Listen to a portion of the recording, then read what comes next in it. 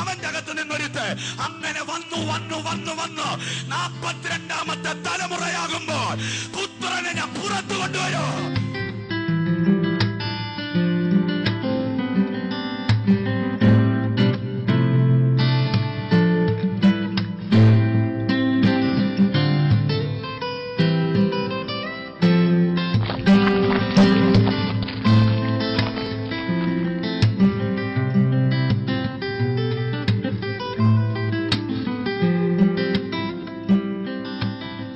കർത്താവിൻ്റെ പരിശുദ്ധമുള്ള നാമം വാഴ്ത്തപ്പെടുമാറാകട്ടെ. ഇന്ന് പ്രഭാതത്തിൽ എന്നെ ശ്രദ്ധിക്കുന്ന എല്ലാ പ്രിയമുള്ളവർക്കും ഹോപ്പ് ഓഫ് ഗ്ലോറി എന്ന ഈ പ്രോഗ്രാമിലേക്ക് യേശുക്രിസ്തുവിൻ്റെ നാമത്തിൽ സ്വാഗതം ചെയ്യുന്നു. കഴിഞ്ഞ എപ്പിസോഡുകളിൽ കർത്താവ് നിങ്ങളോട് സംസാരിച്ചു പോന്നു. കഴിഞ്ഞ എപ്പിസോഡുകളിൽ ദൈവം ചെയ്ത വലിയ അത്ഭുതങ്ങൾക്കായി ഞാൻ കർത്താവിന് സ്തോത്രം ചെയ്യുന്നു. ദൈവവചനത്തിൻ്റെ ശുശ്രൂഷ ശ്രദ്ധിച്ചുകൊണ്ടിരുന്ന സമയത്ത് ധാരാളം ആളുകളിൽ ഉണ്ടായ മാറ്റങ്ങൾ അറിയാൻ കഴിയുന്നതിൽ ഞാൻ കർത്താവിന് സ്തോത്രം ചെയ്യുന്നു. ഈ പകല് നിങ്ങളോട് എന്ത് ഷെയർ ചെയ്യണം എന്നുള്ള പ്രാർത്ഥന വേളയിൽ പരിശുദ്ധൻ എനിക്ക് ആത്മാർത്ഥമായി നിങ്ങളോട് പറയാൻ തന്ന ഒരു ഭാഗം നിങ്ങളുടെ ഹൃദയത്തിലേക്ക് കൊണ്ടുവരാൻ ഞാൻ കർത്താവിൽ ആഗ്രഹിക്കുകയാണ്. ഒന്നാമത്തെ മനുഷ്യനെ ദൈവം അധികാരമുള്ളവനായിട്ടാണ് സൃഷ്ടിച്ചത്. ആദാം എന്ന പേരിൽ ദൈവം അവനെ പുറത്തു കൊണ്ടുവരുമ്പോൾ സകലറ്റിൻ്റെ മേലും വാഴാൻ ഉള്ള അധികാരത്തോടു കൂടിയാണ് ദൈവം അവനെ പുറത്തു കൊണ്ടുവരുന്നത്. അങ്ങനെയാണെങ്കിൽ ഒന്നാം മനുഷ്യനെ അധികാരത്തോടു കൂടി ദൈവം പുറത്തു കൊണ്ടുവരികയാണ്. ദൈവം എന്ന് പറയുന്ന ഏറ്റവും ശ്രേഷ്ഠമായ ആ കൺസെപ്റ്റിനകത്തു നിന്ന് ഏറ്റവും ശക്തിപ്രഭയുള്ളതാണ് പുറത്തോട്ട് വരുന്നത്. ദൈവം ചമച്ചുണ്ടാക്കിയ തൻ്റെ വിരലുകൊണ്ട്, തൻ്റെ മനസ്സിൻ്റെ അകത്തെ ഛായ കൊണ്ട് ദൈവമുണ്ടാക്കിയ ഏറ്റവും ശ്രേഷ്ഠ സ്വരൂപമാണ് മനുഷ്യൻ്റേത്. മനുഷ്യനെ അത്ര കണ്ട് വിശിഷ്ട സൃഷ്ടിയായിട്ടാണ് ദൈവം പുറത്തു കൊണ്ടുവരുന്നത്. എന്നെ ശ്രദ്ധിച്ചിരിക്കുക, നോക്കൂ, ഏറ്റവും ശ്രേഷ്ഠമായ സൃഷ്ടിയായിട്ട് മനുഷ്യനെ ദൈവം പുറത്തു കൊണ്ടുവരുമ്പോൾ അവന് ദൈവം അധികാരം കൊടുക്കുന്നു. പ്രത്യേകമായ അധികാരമുള്ള ആദാം ആ ഏദൻ തോട്ടത്തിൻ്റെ അകത്ത് എല്ലാറ്റിൻ്റെ മേലും തൻ്റെ അധികാരം കൈമാറുന്നതായിട്ട് നമുക്ക് കാണാൻ കഴിയുന്നു. എന്നാൽ കാലഘട്ടങ്ങൾ പിന്നിട്ട് വരുമ്പോഴത്തേക്കിന് ദൈവം മോശയെ എഴുന്നേൽപ്പിക്കുകയാണ്. മോശ എന്ന് പറയുന്ന ഒരു ദൈവഭക്തന്റെ അധരത്തിനകത്ത് തടിച്ച നാവാണ്, വിക്കിയാണ് സംസാരിക്കുന്നതെങ്കിലും അദ്ദേഹത്തിൻ്റെ അധരത്തിലും അദ്ദേഹത്തിന് ദൈവം കൊടുത്തൊരു വടിയിലും ദൈവത്തിൻ്റെ അധികാരങ്ങൾ മാറി മാറി വെളിപ്പെടുന്നതായിട്ട് കാണാൻ കഴിയുന്നു. വിക്കിയാണ് സംസാരിക്കുന്നതെങ്കിലും കളിയാക്കാൻ ആയിരങ്ങൾ ഉണ്ടെങ്കിലും അയാൾ പറഞ്ഞു വിടുന്ന വാക്കിനകത്ത് ദൈവം തന്റെ മഹത്വം വെളിപ്പെടുത്തുകയാണ്. അദ്ദേഹത്തിന്റെ കയ്യിലിരിക്കുന്ന വടി ഷേപ്പ്ലെസ് ആയിരിക്കാം, വലിയ മോഡലുള്ള ആയിരിക്കത്തില്ല, ഭയങ്കര വില കൂടിയതായിരിക്കത്തില്ല, ഏതെങ്കിലും ഒരു സാധാരണ ചെടിയുടെ വെട്ടിയെടുത്ത ഒരു സാധാരണ കമ്പായിരിക്കാം. പക്ഷേ ദൈവത്തിന്റെ ശക്തി അതിനകത്ത് വ്യാപരിക്കുകയാണ്. ഇന്ന് ആരംഭ മിനിറ്റുകളിൽ ദൈവാത്മാവ് ശക്തമായി ചിലരോട് ഇങ്ങനെ പ്രവചിച്ചു പറയുകയാണ്, നിങ്ങളൊരു സാധാരണക്കാരനായിട്ടായിരിക്കാം നിങ്ങൾക്ക് തോന്നുന്നത്, പക്ഷെ ദൈവം നിങ്ങളെ സാധാരണക്കാരനായിട്ടല്ല കണക്കാക്കുന്നത്. നിങ്ങളൊരു വിക്കുള്ള മനുഷ്യനായിട്ടായിരിക്കാം ലോകം കാണുന്നത്. നിങ്ങളുടെ ബലഹീനതകൾ ഓരോന്ന് ഉയർത്തിയിട്ട് ആ ബലഹീനതകളെ ചൂണ്ടിക്കാണിച്ച് നിങ്ങളെ കഴിവ് കുറഞ്ഞവനായി ചിത്രീകരിക്കാനായിരിക്കാം ദൈവം നോക്കുന്നത്. പക്ഷെ അതിനകത്ത് നിങ്ങൾ ഒതുങ്ങിപ്പോകരുത്. പരിശുദ്ധാത്മാവ് ശക്തിയോടെ പറയുന്നു, ദൈവം തിരഞ്ഞെടുത്തവനെ കഴിവ് നോക്കിയല്ല, ഗുണം നോക്കിയല്ല, അവന്റെ മുഖസൗന്ദര്യം നോക്കിയല്ല, അവന്റെ കയ്യിലിരിക്കുന്ന വടി ഏത് വൃക്ഷത്തിൻ്റെതെന്ന് നോക്കിയൊന്നും അല്ല ദൈവം തന്റെ ശക്തി പകരുന്നത്. ദൈവം തന്റെ മഹത്വവും ദൈവം തന്റെ ശക്തിയും ഒരുവന്റെ മേൽ പകർന്നാൽ തടിച്ച നാവുണ്ടെങ്കിലും പറഞ്ഞാൽ ചെങ്കടൽ രണ്ടായി മാറും.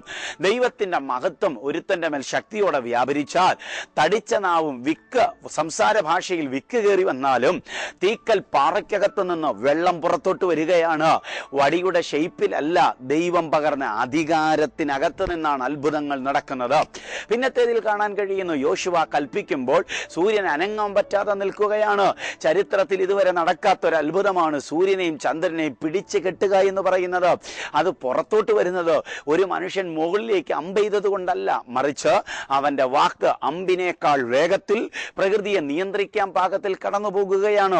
സനാതനായിരിക്കുന്ന ദൈവം, നിത്യനായിരിക്കുന്ന ദൈവം, ശ്രേഷ്ഠനായിരിക്കുന്ന ദൈവം പ്രപഞ്ചത്തെ ഉണ്ടാക്കുമ്പോൾ ആദ്യം ഉപയോഗിച്ച വാക്ക് ഇങ്ങനെയാണ് കൊടുക്കുന്നത്, ലെറ്റ് ദെയർ ബി ലൈറ്റ്, വെളിച്ചം ഉണ്ടാകട്ടെ എന്ന് ദൈവം കൽപ്പിക്കുകയാണ്.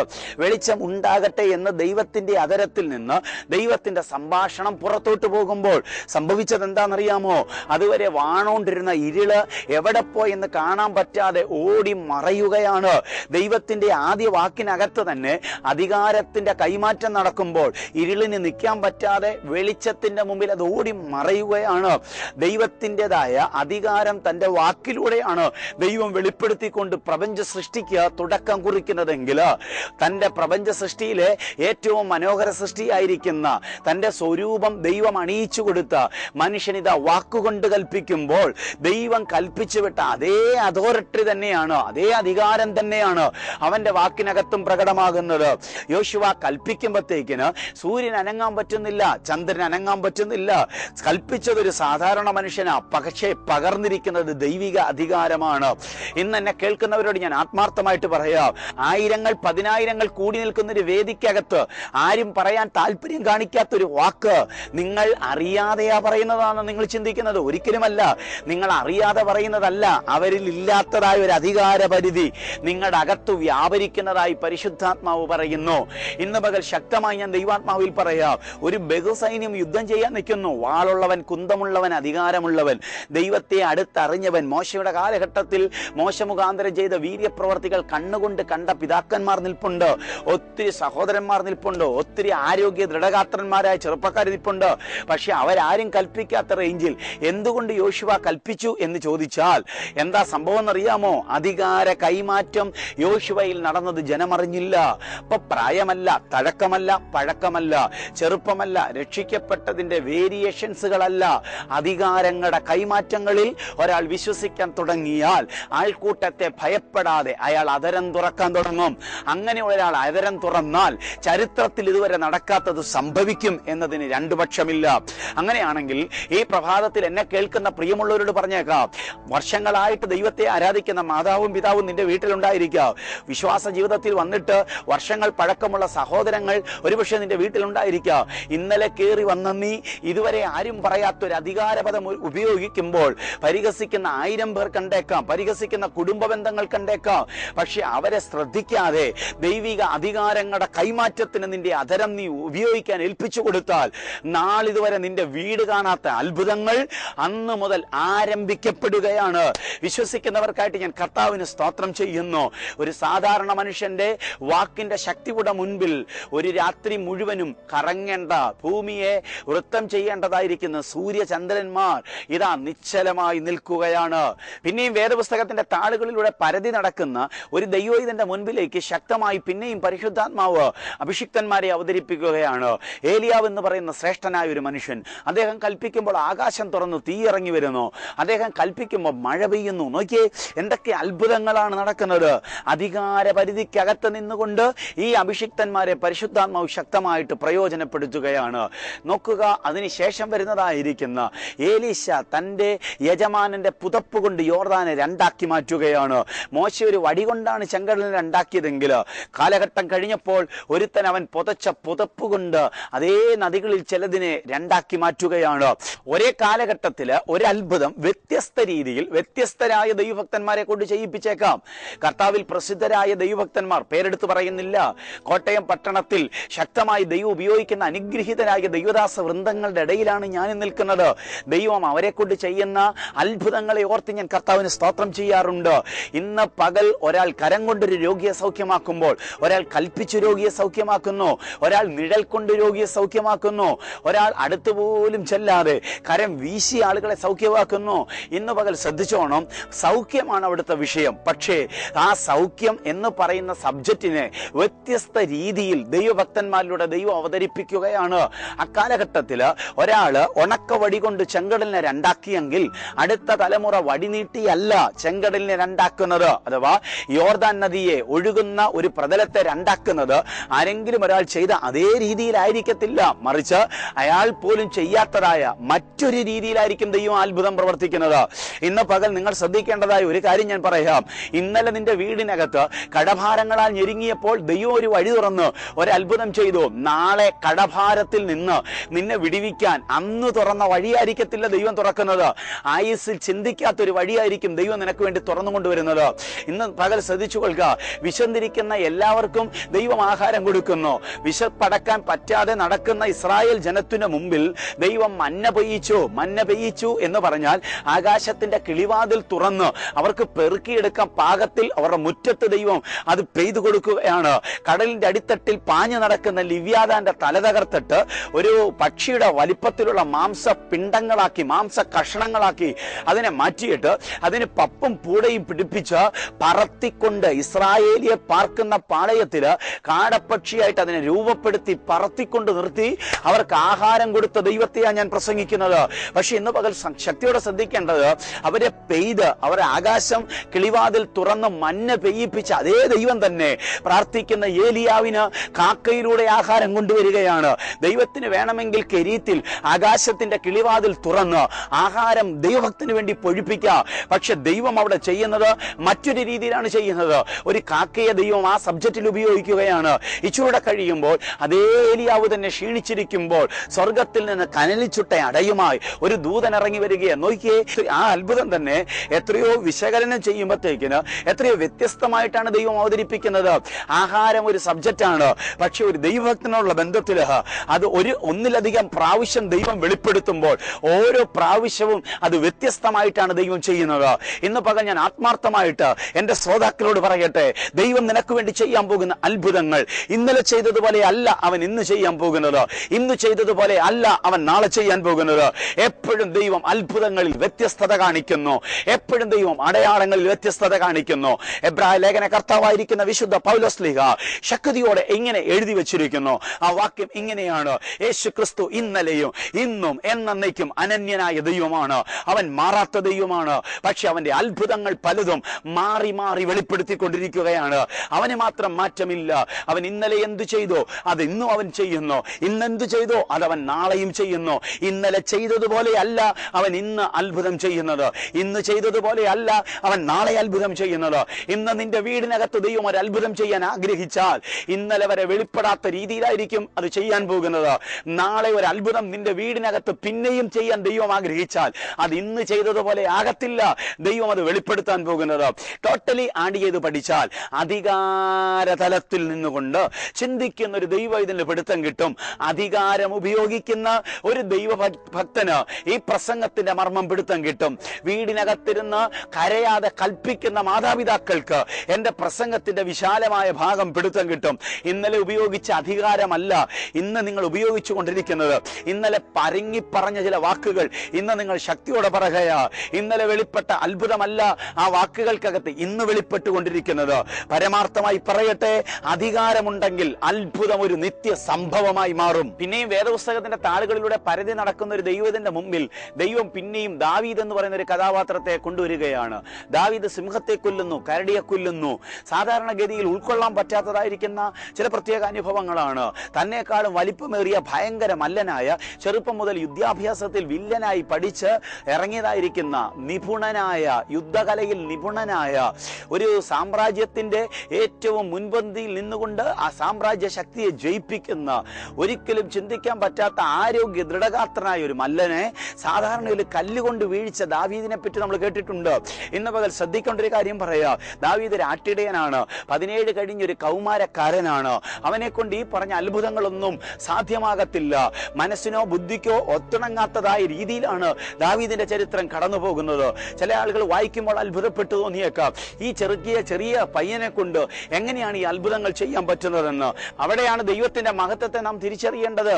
ഒരു സാധാരണ വ്യക്തിയെ, ഒരു ബലഹീനനായ വ്യക്തിയെ രംഗത്ത് കൊണ്ടുവന്നിട്ട് അവനിലെ ആയുസ്സിൽ വെളിപ്പെടാത്ത ബലത്തെ പകർന്നിട്ട് അവൻ ഇതുവരെ ചെയ്യാത്ത അമാനുഷികമായ പദ്ധതികൾ ദൈവം അവലംബിക്കുമ്പോൾ 2 കാര്യങ്ങൾ പ്രധാനമായി നടക്കുന്നു. ഒന്ന്, അവനെ കൊണ്ട് അത് ചെയ്യിപ്പിക്കാൻ ദൈവത്തെ കൊണ്ട് പറ്റുമെന്ന് ദൈവം തന്നിൽ തന്നെ വെളിപ്പെടുത്തുന്നു. 2, എനിക്ക് ഉപയോഗിക്കാൻ ബലഹീനനായ ഒരു വ്യക്തിയാണെങ്കിലും ബലമുള്ള ഒരു വ്യക്തിയാണെങ്കിലും സാധാരണക്കാരനായ ഒരു വ്യക്തിയാണെങ്കിലും ഉപയോഗിക്കാൻ പാകത്തിൽ എന്റെ കയ്യിൽ അവൻ കയറിയാൽ അവനെ കൊണ്ട് ചരിത്രത്തെ വിസ്മയിപ്പിക്കുന്നത് ഞാൻ ചെയ്യുമെന്ന് വെളിപ്പെടുത്താൻ അത്രേ ദൈവം അത്ഭുതങ്ങൾ ആ സാധാരണക്കാരെ കൊണ്ട് വെളിപ്പെടുത്തുന്നത്. ഇന്ന് പകൽ ഞാൻ ആത്മാർത്ഥമായിട്ട് പറയാം, ഒരുപക്ഷെ നിങ്ങൾ ബലഹീനരായിരിക്കാം, ഒരുപക്ഷെ നിങ്ങൾ കഴിവ് കുറഞ്ഞവരായിരിക്കാം, ഒരുപക്ഷെ നിങ്ങൾക്ക് വലിയ പ്രൗഢി എടുത്തു പറയാൻ ഇല്ലാത്തവരായിരിക്കാം, ഒരുപക്ഷെ വിശ്വാസ ജീവിതത്തിന്റെ പാരമ്പര്യം, പഴക്കം ഒന്നും പറയാൻ നിങ്ങൾക്കില്ലായിരിക്കാം. പക്ഷെ ദൈവം ഇന്ന് പകൽ നിങ്ങളെ തൊടാൻ കൈമാറാൻ തുടങ്ങിയാൽ, ദൈവം ഇന്ന് പകൽ നിങ്ങളെ കയ്യിലെടുക്കാൻ തുടങ്ങിയാൽ, ദൈവം നിങ്ങളെ ഉപയോഗിക്കാൻ തുടങ്ങിയാൽ, ഒരു കൊച്ചു ദാവീദിനെ കൊണ്ട് ഒരു ഭയങ്കര അജാനബാഹുവായ മനുഷ്യനായ ഗോലിയാത്തിനെ വീഴിക്കാൻ ദൈവത്തിന് പറ്റുമെങ്കിൽ സുഹൃത്തേ, നിന്നെ കൊണ്ടും അതേ അധികാരത്തിൽ അത്ഭുതം ചെയ്യിപ്പിക്കാൻ കർത്താവിന് പറ്റും എന്നതിന് രണ്ടു പക്ഷമില്ല. വിശ്വസിക്കുന്നവർക്കായി ഞാൻ കർത്താവിന് സ്തോത്രം ചെയ്യുകയാണ്. നോക്കിയേ, അടുത്ത ഭാഗത്തിലേക്ക് വരുമ്പോഴത്തേക്കിന് തിമ്നക്കരികിലേക്ക് വരുന്ന ശിംശോൻ, അവന്റെ അപ്പനും അമ്മയും കടന്നുപോയിട്ടും ചാടി വീഴാത്തൊരു സിംഹം അവന്റെ നേരെ ചാടി വീഴുകയാ. അപ്പനെ അമ്മയെയും സിംഹം തൊടുന്നില്ല, പക്ഷേ ശിംശോന് നേരെ അത് ചാടി വരികയാണ്. അപ്പനെ അമ്മയും തൊടാത്തത് എന്തുകൊണ്ട് തനിക്കെതിരെ ചാടി വരുന്നു എന്ന് ചോദിച്ചാൽ, അവരുടെ മേൽ ഇല്ലാത്ത ഏതോ ഒരു അധികാരം തന്റെ മേൽ വ്യാപരിക്കുന്നു എന്ന് ശിംശോന് പിടുത്തം കിട്ടും. ഇന്ന് പകൽ ഞാൻ പിന്നെയും പറയട്ടെ, വീട്ടിൽ ആർക്കുമില്ലാത്ത ചില പ്രയാസങ്ങള്, കൂട്ടുകാർക്ക് ആരുമില്ലാത്ത ചില പ്രയാസങ്ങള്, നാട്ടുകാർക്ക് ആർക്കുമില്ലാത്ത ചില പ്രയാസങ്ങള്, ഒരു സഭയിൽ ആരാധിക്കുന്ന ആർക്കുമില്ലാത്ത ചില ബുദ്ധിമുട്ടുകള്, ആരും അഭിമുഖിക്കാത്ത ചില പ്രശ്നങ്ങള്, ഭാര്യയ്ക്കില്ലാത്ത, ഭർത്താവിനില്ലാത്ത, കുഞ്ഞുങ്ങൾക്കില്ലാത്ത, മറ്റ് സാഹചര്യങ്ങൾക്കില്ലാത്ത വ്യസനങ്ങൾക്കകത്തൂടെ നീ ഭയങ്കര ക്ഷീണിതനായിട്ടാണ് നടക്കുന്നതെങ്കിൽ ഇന്ന് പകൽ പരിശുദ്ധൻ നിന്നെ ധൈര്യപ്പെടുത്തിക്കൊണ്ട് പറയുകയാ, അവർക്കില്ലാത്തൊരു അധികാരം നിന്റെ മേൽ പകർന്നിട്ടുണ്ട്. ആ പ്രശ്നം അവർക്കുണ്ടായിരുന്നെങ്കിൽ അവർ അമ്പേ പരാജയപ്പെട്ടു പോയേനെ. പക്ഷെ ആ പ്രശ്നം നിന്റെ നേരെ വന്നിട്ടും ഇന്നും നീ പിടിച്ചു നിൽക്കുന്നതിന്റെ കാരണം, ഇന്നും നീ ജയിച്ചു നിൽക്കുന്നതിന്റെ കാരണം, അവരിൽ പകരാത്തൊരു അധികാരം നീ പോലും അറിയാതെ നിന്റെ അകത്ത് പകർന്നിട്ടുണ്ട്. അപ്പനെയും അമ്മയും തൊടാതെ സിംഹം മാറി നിന്നതിന്റെ കാര്യം, അധികാരമുള്ളവന്റെ നേരെ സിംഹം ചാടി വരത്തുള്ളൂ. ദൈവിക അധികാരങ്ങളുടെ കൈമാറ്റം കൊടുത്ത് ആ ശിംശോന്റെ നേരെ സിംഹം ചാടി വരുമ്പോൾ പേടിച്ച് വിറച്ചോടുന്ന ശിംശോനെ അല്ല കാണാൻ കഴിയുന്നത്. ധൈര്യത്തോടെ ചെന്ന് സിംഹത്തെ വലിച്ചടിച്ചു കൊല്ലുന്ന ഒരു ശിംശോനെയാണ് അവിടെ വെളിപ്പെട്ടു വരുന്നത്. ഇന്ന് പകൽ പരിശുദ്ധാത്മാവിൽ ഞാൻ പറയട്ടെ, ആർക്കൊക്കെ എതിരെ എഴുന്നേറ്റ് വന്ന പ്രതിസന്ധി നിനക്കെതിരെ ശക്തിയോടെ എഴുന്നേറ്റ് വന്നിട്ട് എല്ലാരെയും തോൽപ്പിച്ച പ്രതിസന്ധി നിന്റെ മുമ്പിൽ മുട്ടുകുത്തിയതിന്റെ കാര്യം നീ ആരാണെന്ന് തിരിച്ചറിയുക. അസാധാരണമായ ഒരു അധികാര തലത്തിനകത്ത് ദൈവം ഇന്ന് പകൽ നിന്നെ നിർത്തിയിരിക്കുന്നത്. ദൈവസഭയ്ക്കകത്തേക്ക് കയറി വന്ന് ശുശ്രൂഷ ആരംഭിക്കുന്ന യേശു പുസ്തകം തുറക്കുമ്പോൾ ഇളകി മറിയുന്ന ഒരു ദുരാത്മാവ് പ്രാപിച്ച മനുഷ്യനെ നോക്കി അധികാരത്തോടെ കൽപ്പിക്കുകയാ. അവിടെ ഇങ്ങനെ എഴുതി വെച്ചിരിക്കുന്നത്, അവന്റെ അധികാരത്തിൽ അവർ വിസ്മയിച്ചു. ഇതൊരു പുതിയ ഉപദേശം എന്ന് പറഞ്ഞ് അവർ ആശ്ചര്യപ്പെടുകയാ. പലർക്കും അത് ഒരു പുതിയ ഉപദേശമായിട്ടാണ് തോന്നിയത്. ഭൂതങ്ങളോട് പോലും അവൻ അധികാരത്തോടെ കൽപ്പിക്കുന്നു. നോക്കിയേ, പൈശാചിക മണ്ഡലങ്ങളുടെ മുമ്പിൽ വിറച്ചു നിൽക്കുന്ന ഒരു തലമുറ നോക്കി നിൽക്കുമ്പോൾ പൈശാചിക മണ്ഡലങ്ങളെ അധികാരം കൊണ്ട് വിറപ്പിക്കുന്ന ഒരുവനായിട്ടാണ് യേശു രംഗപ്രവേശം ചെയ്യുന്നത്. യേശു കർത്താവിന്റെ, എൻ്റെ പ്രാണനും എൻ്റെ ജീവനും എൻ്റെ വീണ്ടെടുപ്പുകാരനും എൻ്റെ യേശുനാഥന്റെ ശുശ്രൂഷയ്ക്കകത്ത് മുഴുവനും പ്രദർശിപ്പിക്കപ്പെട്ടത് ദൈവിക അധികാരങ്ങളുടെ കൈമാറ്റങ്ങളായിരുന്നു.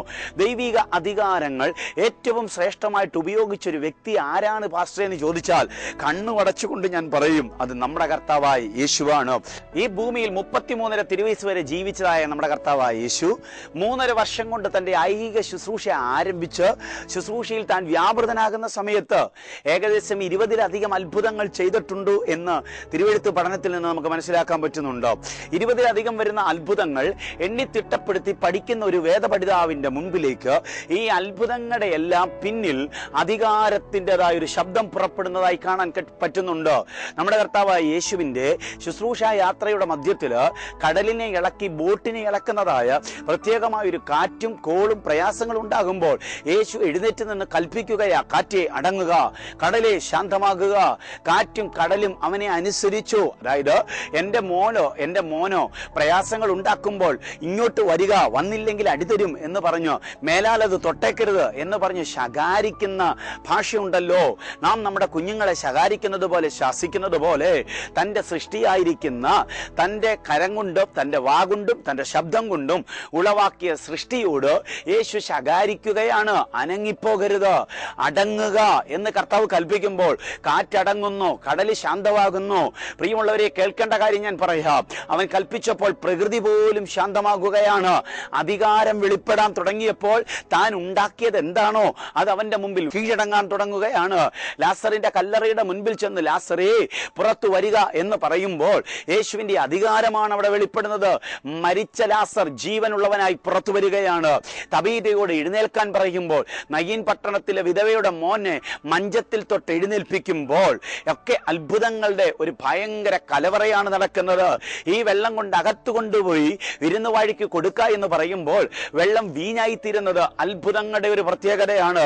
യേശു എവിടെയൊക്കെ അധികാരത്തോടെ വാക്കുച്ചരിച്ചിട്ടുണ്ടോ അവിടെ അവിടെയൊക്കെ അത്ഭുതങ്ങൾ വെളിപ്പെട്ടു വന്നിട്ടുണ്ട്. അധികാരം ഒരു പ്രത്യേക തലമാണ്. ദൈവം നിങ്ങൾക്ക് അധികാരം കൈമാറാൻ ആഗ്രഹിക്കുന്നു. പിന്നെയും ലേഖന ഭാഗങ്ങളിലേക്ക് കടന്നു വരുമ്പോൾ നമ്മുടെ കർത്താവായ യേശു ക്രിസ്തുവിന്റെ അധികാരം സർവത്ര ഉപയോഗിക്കപ്പെട്ടതായ അനുഗ്രഹീതരായ ദൈവദാസ വൃന്ദങ്ങളാൽ എഴുതപ്പെട്ടതായ മനോഹരമായ ലേഖന ഭാഗങ്ങളിലൂടെ കടന്നു വരുമ്പോൾ അവിടെയും കാണാൻ കഴിയുന്നത് അധികാര സീമകളുടെ പ്രത്യേക ഉപയോഗങ്ങളെ പറ്റിയാണ്. വിശ്വസിക്കുന്നവർ ശ്രദ്ധിക്കാൻ വേണ്ടി ഒരു വാക്യം ഞാൻ പറഞ്ഞു വിടാം. കാൺമീൻ, നാം ദൈവമക്കൾ എന്ന് വിളിക്കപ്പെടുവാൻ പിതാവ് നമുക്ക് എത്ര വലിയ സ്നേഹം, അത്ര വലിയ അധികാരം തന്നിരിക്കുന്നു. പ്രിയമുള്ളവരെ, ഇന്ന് പകൽ ഞാൻ ശ്രദ്ധിക്കേണ്ടതിനായി പറയാം. ദാസ്യത്വത്തിന്റെ ആത്മാവിനെയല്ല, ഭീരുത്വത്തിന്റെ ആത്മാവിനെയല്ല, ഭയത്തിന്റെ ആത്മാവിനെയല്ല, അബ്ബാ പിതാവെ എന്ന് വിളിക്കുന്ന പുത്രത്വത്തിന്റെ ആത്മാവിനെ അത്ര നിങ്ങൾക്ക് തന്നിരിക്കുന്നത്. അപ്പൻ എന്തുമാത്രം അധികാരമുണ്ടോ അത്രത്തോളം അധികാരമാണ് മക്കളുടെ മേലും കൈമാറിയിരിക്കുന്നത്. അധികാര സീമകളെ തിരിച്ചറിഞ്ഞുകൊണ്ട് അധികാരം ഉപയോഗിക്കാത്ത ആരെങ്കിലും എന്നെ കേൾക്കുന്നെങ്കിൽ ദൈവിക അധികാരത്തിന്റെ ശ്രേഷ്ഠകരമായ അനുഭവത്തിലേക്ക് ഇന്ന് പകൽ പരിശുദ്ധൻ നിങ്ങളെ പിടിച്ചു കയറ്റേണ്ടതിനായി ഞാൻ ആത്മാർത്ഥമായി പ്രാർത്ഥിക്കുകയാണ്. റോമൻ കാരാഗ്രഹത്തിന്റെ ഇരുൾ മൂടിയ പശ്ചാത്തലത്തിന്റെ അകത്ത് കിടന്ന് വീർപ്പുമുട്ടി കരയുന്ന 1000 തടവ് പുള്ളികൾ നോക്കി നിൽക്കുമ്പോൾ അതിന്റെ അകത്ത് ദൈവിക അധികാരത്തിന്റെ ആരാധനയുമായി മുഴങ്കാലുമടക്കുന്ന ഒരു ഭക്തൻ പ്രാർത്ഥിക്കാൻ തുടങ്ങുമ്പോൾ റോമൻ കാരാഗ്രഹത്തിന്റെ അടിസ്ഥാന അനുഭവങ്ങളെ ഇളക്കാൻ ഇറങ്ങി വരുന്ന ദൈവശക്തിയെ കാണാൻ പറ്റുന്നുണ്ട്. അധികാരത്തിന്റെ തലം എവിടെ വെളിപ്പെടുത്താൻ ഒരു ദൈവഭക്തൻ ആഗ്രഹിക്കുന്നു, അവിടെ ഇതുവരെ ഇളക്കം തട്ടാത്ത മണ്ഡലങ്ങളെ ഇളക്കാൻ കഴിയുന്ന ഒരു ദൈവം ഇറങ്ങി വരികയാണ്. അങ്ങനെയെങ്കിൽ ഇന്ന് പകൽ ശക്തമായിട്ട് ഈ പ്രഭാത സമയം എന്നെ കേൾക്കുന്ന ശ്രോതാക്കളോടായിട്ട്, എന്നെ കേൾക്കുന്ന എന്റെ പ്രിയപ്പെട്ട പ്രേക്ഷകരോട് പരിശുദ്ധാത്മാവിൽ ഞാൻ ഇങ്ങനെ പ്രവചിച്ചു പറയുകയാണ്.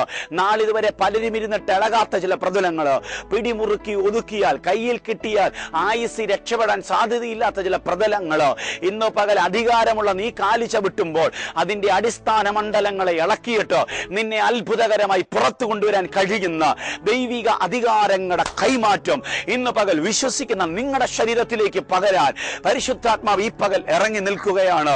അധികാരമുള്ളവൻ രംഗത്തുണ്ടെങ്കിൽ രാജകീയ വാഴ്ചകളുടെ അധികാരങ്ങൾ മൂക്കുപതിക്കുമെന്നതിന് രണ്ടു പക്ഷമില്ല. ഒടുവിൽ കർത്താവിനും അവന്റെ അമിതബലത്തിലും ശക്തിപ്പെടുവേ. പിശാചിന്റെ തന്ത്രങ്ങളോട് എതിർത്ത് നിൽക്കാൻ കഴിയേണ്ടതിന് ദൈവത്തിന്റെ സർവായുധ വർഗം ധരിപ്പിനെന്ന് എഫേസ്യ ലേഖനത്തിനകത്ത് പൗലോസ് ആഹ്വാനം ചെയ്യുകയാണ്. പിശാചിന്റെ തന്ത്രങ്ങളോട് എതിർത്ത് നിന്ന് അതിനെ അമ്പേ പരാജയപ്പെടുത്തണമെങ്കിൽ ഇവിടെ അതൊരു അധികാരത്തിന്റെ കൈമാറ്റം ആവശ്യമാണ്. അഗ്രഗണ്യനായിരിക്കുന്ന വിശുദ്ധ പൗലോസ് ലീഹ ശക്തിയോടെ പറയുന്നത് കഷ്ടത, പട്ടിണി, ഉപദ്രവം, ആപത്ത്, വാള്, ഈർച്ച മുതലായ 7 കൂട്ടം കാര്യങ്ങളെ ഉയർത്തിപ്പിടിച്ചുകൊണ്ട് അദ്ദേഹം ശക്തിയോടെ പറയുകയാണ്, ഇവയ്ക്കൊന്നും ക്രിസ്തുയേശുവിന്റെ സ്നേഹത്തിൽ നിന്ന് എന്നെ വേർതിരിക്കാൻ കഴിയത്തില്ല. ഇപ്പോഴുള്ളത്, വരുവാനുള്ളത്, മരണം, വാഴ്ച, ഉയരം, താഴ്ച, ഇവയെ നോക്കിക്കൊണ്ട് പൗലോസ് പിന്നെയും പറയുകയാ, ഇവയ്ക്കൊന്നും എന്നെ വേർതിരിക്കാൻ പറ്റത്തില്ല. അതിന്റെ കാര്യം, അതിനെ വെല്ലുന്ന ഒരു അധികാരം എന്റെ അകത്ത് വ്യാപരിക്കുന്നുണ്ട്. 14 ദിനരാത്രങ്ങളായിട്ട് സൂര്യനെയും ചന്ദ്രനെയും കാണാൻ പറ്റാത്തൊരു പ്രതലം ആ തലമുറയിൽ വെളിപ്പെടുമ്പോൾ സകല പുള്ളികളും ഞെട്ടലും വിറയലോടുകൂടി ഭയപ്പെട്ട് ഭീതിക്കകത്ത് കഴിയുമ്പോൾ അതിനെ വെല്ലുന്നൊരു അധികാരവുമായി ഒരുത്തൻ രംഗത്തോട്ട് വരികയാ. ചവിട്ടിയ പ്രതലത്തിൽ വിറകിനടിയിൽ മറഞ്ഞു കിടന്ന അണലി കൈമേൽ ചുറ്റിയിട്ട് നശിപ്പിക്കാൻ വാദഗതികൾ മുഴക്കുമ്പോൾ അതിനെ കുടഞ്ഞെറിയുന്ന ഒരു അധികാരത്തിന്റെ തലമാണ് പൗലോസ് ലീഹായുടെ ശരീരത്തിൽ വ്യാപരിച്ചതെങ്കിൽ എന്നെ കേൾക്കുന്ന പ്രിയപ്പെട്ട സുഹൃത്തെ, എന്നെ കേൾക്കുന്ന മാന്യ ശ്രോതാവേ, ഇന്ന് പകൽ ദൈവം ശക്തമായി നിങ്ങളോട് പ്രവചിച്ചിടപെടുകയാണ്. നീ വർഷങ്ങളായി കൈയടിച്ച് ആരാധിക്കുന്നു, നീ വർഷങ്ങളായി സഭയിൽ പോകുന്നു, നീ വർഷങ്ങളായി ആരാധനയിൽ സംബന്ധിക്കുന്ന ആള്, സ്തോത്ര വഴിപാടുകൾ, ദശാംശങ്ങൾ മുടക്കാതെ നീ ഇടുന്നയാൾ, ദൈവഭക്തന്മാരെ ബഹുമാനിക്കുന്നയാള്, ദൈവവചനത്തോട് കൂട്ടുകയോ കുറയ്ക്കുകയോ ചെയ്യാതെ പത്യോപദേശ പ്രകാരം വേർപാടിന്റെ ഉപദേശത്തിൽ നിലനിൽക്കുന്നവർ, വിശുദ്ധ ജീവിതത്തിന് വേണ്ടി വില കൊടുക്കാൻ തയ്യാറായിട്ടുള്ളവർ ഇന്ന് പകൽ എന്നെ ശ്രദ്ധിക്കുന്നുണ്ടെന്ന് എനിക്കറിയാം. പക്ഷെ പരിശുദ്ധാത്മാവ് ഇന്ന് പകൽ ആധികാരികമായി പറയുന്നു, എല്ലാ നിലവാരത്തിലും നീ പഞ്ച്വലാണ്. എന്നാൽ ഒരു കാര്യം കൂടെ ആത്മാർത്ഥമായി ദൈവാത്മാവ് ഉത്സാഹിപ്പിക്കുകയാണ്. കരഞ്ഞു കലങ്ങിയ കണ്ണിന്റെ ആ അനുഭവത്തെ തുടച്ചു മാറ്റിയിട്ട് കരയേണ്ട സാഹചര്യങ്ങളുടെ മുമ്പിൽ അടിപതറിപ്പോകാതെ വിറയ്ക്കുന്ന അതരം മാറ്റിവെച്ചിട്ട് കരയുന്ന കണ്ണുനീര് അല്പസമയം മാറ്റിവെച്ചിട്ട് അധികാരത്തോടെ സടകുടഞ്ഞ് എഴുന്നേൽക്കാൻ തുടങ്ങിയാൽ അവിടെ അധികാരത്തിന്റെ ഒരു തലം ശക്തിയോടെ പുറത്തു കൊണ്ടുവരാൻ ദൈവം ആഗ്രഹിക്കുകയാ. പ്രായം ചെന്നതാണെങ്കിലും സിംഹം തന്നെയാണ്. ജടയാടുകൾ ധാരാളമുണ്ടെങ്കിലോ ശരീരത്തിന് ബലം പോരെങ്കിലോ തന്നെ ഉപദ്രവിക്കാൻ എഴുന്നേറ്റ് വരുന്ന ഒരു ജീവിയുടെ മുൻപിൽ ഉള്ള ആരോഗ്യവുമായി എഴുന്നേറ്റ് സിംഹം ഒരു നിൽപ്പ് നിൽക്കുമ്പോൾ ആ സിംഹത്തിന്റെ നിൽപ്പ് കാണുമ്പോൾ തനിക്ക് അഭിമുഖമായി നിൽക്കുന്ന ജീവി പേടിച്ചു വിറച്ചോടുകയാ. എന്താ കാര്യം എന്നറിയാമോ? ആരോഗ്യം ക്ഷയിച്ചിട്ടുണ്ടെന്ന് സിംഹത്തിനെ അറിയത്തുള്ളൂ. തനിക്കിപ്പോൾ ഇരുപിടിക്കാനുള്ള ആരോഗ്യമില്ലെന്ന് സിംഹത്തിന് തന്നിൽ തന്നെ അറിയാം. തന്റെ മുമ്പിൽ നിൽക്കുന്ന ശക്തനായിരിക്കുന്ന എതിരാളി ഒറ്റ അടിയടിച്ചാൽ താഴെ പോകുന്ന ത്രാണിയെ തനിക്കുള്ളൂ. പക്ഷെ സിംഹം എഴുന്നേറ്റ് നിന്നാൽ ആരോഗ്യമുള്ളതാണെങ്കിലും അത് പേടിച്ച് വിറച്ച് ഓടിപ്പോകുകയാ. എന്താ കാര്യം എന്നറിയാമോ? സിംഹത്തിന് അവൻ പോലും അറിയാത്തൊരു അധികാരം അവന്റെ അകത്ത് മറഞ്ഞു കിടപ്പുണ്ട്. ഞാനും നിങ്ങളും ഒരു വലിയ സിംഹത്തിന്റെ കുട്ടികളാണ്. യഹൂദയുടെ ബാലസിംഹമായ മശിഹ തമ്പുരാന്റെ കുഞ്ഞുങ്ങളാണ് നമ്മൾ. അവന്റെ മേൽ വ്യാപരിച്ച അതേ അധികാരത്തിന്റെ തലമാണ് ഇന്ന് പകൽ നമ്മുടെ മേൽ കിടക്കുന്നത്. നിങ്ങളുടെ രോഗങ്ങൾക്ക് വേണ്ടി ഞാൻ പ്രാർത്ഥിക്കുന്നതിനേക്കാൾ അപ്പുറമായി നിങ്ങൾ കൽപ്പിക്കാൻ തുടങ്ങിയാൽ ഇന്ന് പകൽ ആ രോഗങ്ങൾ പൊട്ടിമാറുകയാണ്. നിങ്ങൾ നിങ്ങളുടെ അധികാരം ഉപയോഗിക്കാൻ തുടങ്ങുമ്പോൾ നിങ്ങളുടെ വീട് വിട്ട് കടഭാരങ്ങൾ വഴിമാറുകയാണ്. നിങ്ങളുടെ തലമുറകളെ വിട്ട് രോഗങ്ങൾ വഴിമാറുകയാണ്. നിങ്ങളുടെ മുമ്പിലെ അടഞ്ഞ വാതിലുകൾ തുറന്നു വരികയാണ്. പരിശുദ്ധൻ ശക്തമായിട്ട് ഇന്ന് പകൽ എന്റെ പ്രേക്ഷകരോട് പ്രവചിക്കുകയാണ്. അധികാരം കയ്യിൽ കൊണ്ട് നടന്നിട്ട് ഉപയോഗിക്കാൻ പറ്റാതെ വ്യസനിക്കുന്നവരുണ്ടെങ്കിൽ ഇന്ന് പകൽ നിന്റെ പ്രാർത്ഥനാ മുറിയിലെ പതിവ് പല്ലവികളുടെ പ്രാർത്ഥനകൾ മാറ്റിയിട്ട് അധികാരത്തിന്റെ പ്രാർത്ഥനയിലേക്ക് കയറി വരാൻ പരിശുദ്ധാത്മാവ് നിങ്ങളെ ഉത്സാഹിപ്പിക്കുകയാണ്. അങ്ങനെ പറഞ്ഞുവിടുന്ന വാക്കുകളുമായി നിങ്ങൾ എഴുന്നേറ്റ് വരുമ്പോൾ ഇന്ന് പ്രഭാതം മുതൽ ഒരു പുതിയ അത്ഭുതത്തിന്റെ റേഞ്ചിലേക്ക് നിങ്ങളുടെ വീട് മാറും എന്നതിന് രണ്ടു പക്ഷമില്ല. വിശ്വസിക്കുന്നവർക്കായി ഞാൻ കർത്താവിന് സ്തോത്രം ചെയ്യുന്നു. ഞാൻ നിങ്ങൾക്ക് വേണ്ടി പ്രാർത്ഥിക്കാൻ കർത്താവിൽ ആഗ്രഹിക്കുന്നു. വിശ്വസിക്കുന്നവർ ആ കണ്ണുകളൊന്ന് അടച്ചാട്ടെ. പരിശുദ്ധാത്മാവിനോട് ചേർന്ന് 12 മിനിറ്റുകൾ പ്രാർത്ഥിക്കാൻ തയ്യാറായട്ടെ. കർത്താവേ, എന്റെ അകത്ത് നീ ഇട്ടിരിക്കുന്ന അധികാരം ഇന്ന് പകൽ ഞാൻ ഉപയോഗിക്കാൻ ആഗ്രഹിക്കുന്നു. പ്രപഞ്ചസീമയിൽ ഇന്ന് വരെ നടന്നിട്ടില്ലാത്ത അത്ഭുതങ്ങൾ എന്റെ അതരത്തിനകത്ത് നീ മറച്ചിട്ടുണ്ടെന്ന് ഞാൻ അറിയുന്നു. കുശവന്റെ വീട്ടിൽ കൂട്ടിയിട്ടിരിക്കുന്ന ചെളിക്കകത്ത് പാത്രം കുശവൻ മറച്ചിട്ടിരിക്കുന്നു. അത് ചക്രത്തിന്റെ മേൽ വെച്ച് അതിനെ രൂപപ്പെടുത്തുന്നത് പോലെ ദൈവമേ, വെളിപ്പെടാൻ പോകുന്നത് പലതും എന്റെ അതരത്തിൽ നീ മറച്ചു വെച്ചിട്ടുണ്ടോ? ഇന്ന് ഞാനത് തിരിച്ചറിയുന്നു. കരച്ചിലും കണ്ണുനീരും വേവലാതികളും പിറുവിറുപ്പുകളും എൻ്റെ പ്രാർത്ഥനാ മുറി വിട്ടുമാറിയിട്ട് കൽപ്പിക്കുന്ന ഒരു റേഞ്ചിലേക്ക് ഇന്ന് പകൽ ഞാൻ കയറി വരാൻ ആഗ്രഹിക്കുന്നു. യേശു ക്രിസ്തുവിൻ്റെ നാമത്തിൽ എൻ്റെ പ്രേക്ഷകർ അധികാരം ഉപയോഗിക്കുന്ന ലെവലിലേക്ക് ഇന്ന് പകൽ കയറി വരട്ടെ. അവരുടെ ജീവിതം ഒരു ഭയങ്കര മിറക്കിളാകട്ടെ. ദൈവരാജ്യത്തിൻ്റെ ശക്തി അവരുടെ വാക്കുകൾക്കകത്ത് ശക്തിയോടെ വെളിപ്പെട്ട് വരട്ടെ. അതിനുവേണ്ടി വിശ്വാസത്താൽ ഞാൻ അവരെ അനുഗ്രഹിക്കുന്നു. മഹത്വം കർത്താവ് എടുക്കണം, യേശുവിൻ നാമത്തിൽ തന്നെ, ആമേൻ. വിശ്വസിക്കുന്നവരെ, പരിശുദ്ധാത്മാവ് നിങ്ങളോട് ഇങ്ങനെ പറയുന്നു, നിങ്ങളുടെ അധികാരം നിങ്ങൾ നന്നായിട്ട് ഉപയോഗിക്കുക. നിങ്ങൾ അധികാരം ഉപയോഗിക്കാൻ തുടങ്ങുമ്പോൾ നിങ്ങളുടെ വീട് അത്ഭുതത്തിൻ്റെ ഭവനമായി മാറും. നമുക്ക് അടുത്ത ആഴ്ച കാണാം. അടുത്ത ആഴ്ച ഞാൻ നിങ്ങളുടെ മുമ്പിലേക്ക് വരുമ്പോൾ ഒരുപാട് അത്ഭുതങ്ങൾ കണ്ടവരായിട്ടായിരിക്കാം നിങ്ങൾ എന്നെ പ്രസംഗം ശ്രദ്ധിക്കാൻ പോകുന്നത്. ഞാൻ അതിൽ ഒത്തിരി സന്തോഷിക്കുന്നു. ദൈവം നിങ്ങളെ സമർത്ഥമായി അനുഗ്രഹിക്കട്ടെ. താഴെ കാണുന്ന നമ്പറുകളിൽ നിങ്ങളുടെ പ്രാർത്ഥനാ വിഷയങ്ങൾ വിളിച്ചറിയിക്കാൻ പറ്റുന്നവരുണ്ടെങ്കിൽ വിളിച്ചറിയിക്കുക. ഞങ്ങൾ നിങ്ങൾക്ക് വേണ്ടി പ്രാർത്ഥിക്കാം. ദൈവം നമ്മെ ഒരുമിച്ച് സഹായിക്കട്ടെ. അടുത്ത ആഴ്ച പിന്നെയും കാണും വരെ കർത്താവ് നമ്മളെ കൃപയ്ക്കകത്ത് പൊതിയട്ടെ. ആമേൻ, ആമേൻ, ആമേൻ. God bless you.